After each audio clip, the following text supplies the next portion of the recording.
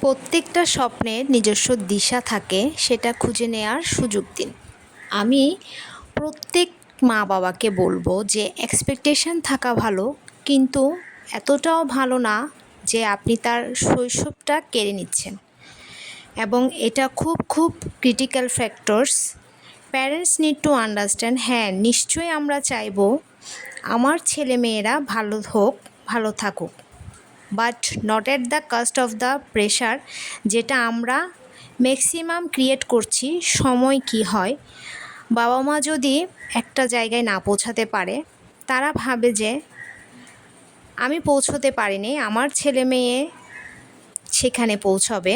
So the outcome is very shellfish. Outcome হচ্ছে, যেহেতু সে পৌঁছাতে পারেনি, সে চাইবে যে ও পৌঁছাক ওই জায়গায়, তার কাঁধে ভর দিয়ে দাঁড়াবে। I think parents should not be so selfish. You have to understand the psychology of the child.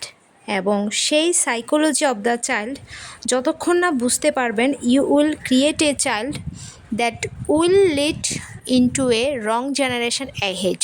এবং সেটা কিন্তু একটা ফল্টি জেনারেশন হবে, বাবা মারা তৈরি করবে সেটা।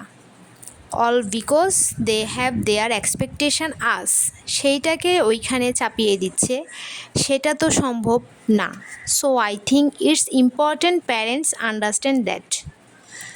তো সবাই এই জিনিসটি মাথায় রাখবেন, কখনোই বাচ্চাদের শৈশবটা কেড়ে নেওয়া উচিত নয়। আমরা প্রত্যেকটা মা বাবা বাচ্চাদের শৈশবটা ওদের মতো করেই তৈরি করার চেষ্টা করব।